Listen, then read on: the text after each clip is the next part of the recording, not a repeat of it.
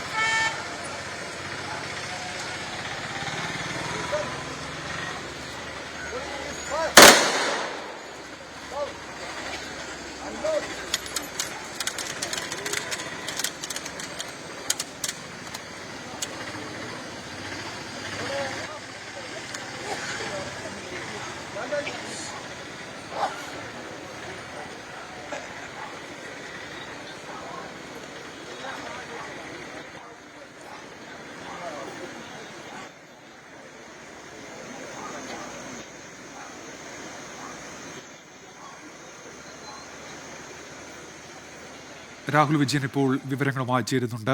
അങ്ങനെ വാഴൂർ മടങ്ങുകയാണ് രാഹുൽ, വിവരങ്ങൾ.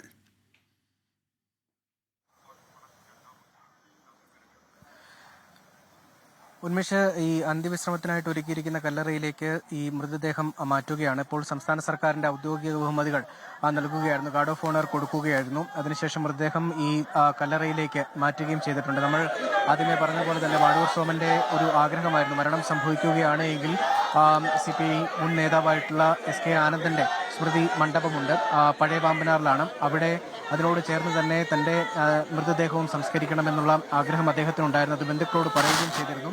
ഈ മരണം സംഭവിച്ചതിന് ശേഷം, വടൂർ സോമന്റെ മരണം സംഭവിച്ചതിന് ശേഷം ആദ്യം ക്രമീകരിച്ചിരുന്ന സംസ്കാര ചടങ്ങുകൾ വാളാടിയിലെ വീട്ടുവളപ്പിലായിരുന്നു. പിന്നീട് അത് ഈ ബന്ധുക്കൾ ഇത്തരത്തിലൊരു ആഗ്രഹം വടൂർ സോമൻ ഉണ്ടായിരുന്നതായി പറഞ്ഞതോടെയാണ് ഈ പഴയ പാമ്പനാറിലെ SK ആനന്ദൻ സ്മൃതി മണ്ഡപത്തിലേക്ക് മാറ്റുകയും ചെയ്തിട്ടുണ്ടായിരുന്നത്. വലിയ ഒരു നഷ്ടം തന്നെയാണ് ഈ പീരുമേട് മണ്ഡലത്തെ സംബന്ധിച്ചിടത്തോളം, ഇടുക്കി ജില്ലയെ സംബന്ധിച്ചിടത്തോളം, CPI സംബന്ധിച്ചിടത്തോളം ഉണ്ടായിരിക്കുന്നത്. 4.5 പതിറ്റാണ്ട് നീണ്ട പൊതുപ്രവർത്തനമായിരുന്നു. ട്രേഡ് യൂണിയൻ പ്രവർത്തനങ്ങളിലൂടെ തൊഴിലാളികളുടെ ക്ഷേമത്തിനും മുന്നേറ്റത്തിനും വേണ്ടി പ്രവർത്തിച്ച നേതാവ് വലിയ തരത്തിലുള്ള പ്രക്ഷോഭങ്ങളും പ്രതിഷേധങ്ങളും പതിറ്റാണ്ടുകൾ നീണ്ട ഈ രാഷ്ട്രീയ പ്രവർത്തന കാലയളവിൽ നടത്തിയിട്ടുണ്ട്. അതൊക്കെ വിജയം കാണുകയും ചെയ്തിട്ടുണ്ട് എന്നുള്ളതാണ് ഏറ്റവും പ്രധാനപ്പെട്ട കാര്യം. അങ്ങനെ ജനകീയനായ നേതാവ്, ജനങ്ങളെ ഒപ്പം നിർത്താൻ കഴിഞ്ഞിരുന്ന നേതാവ് എന്ന് വേണം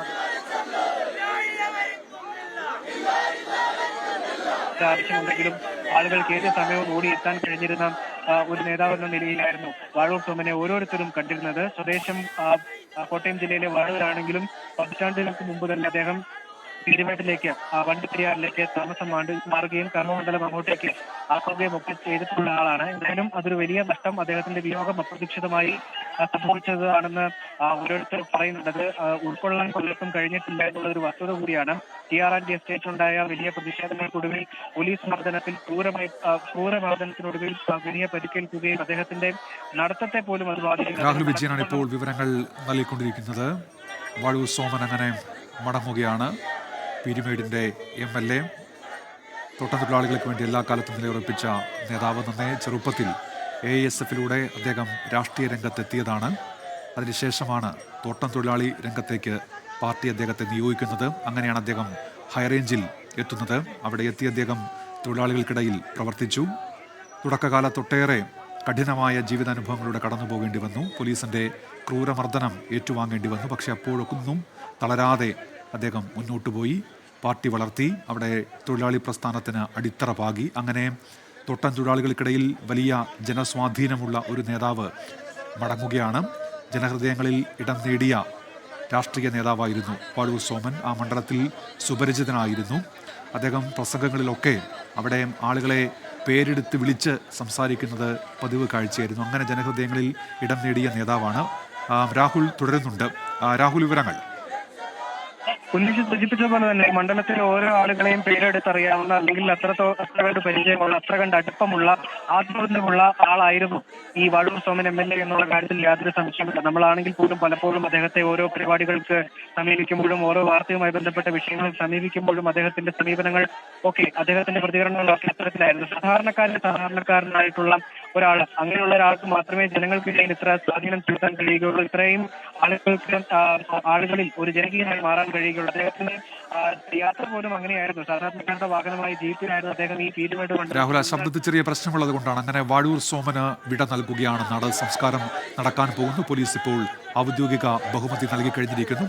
പ്രവർത്തകരുടെ മുദ്രാവാക്യം വിളികൾക്കിടയിലൂടെ വാഴൂർ ഇപ്പോൾ മടങ്ങുകയാണ്.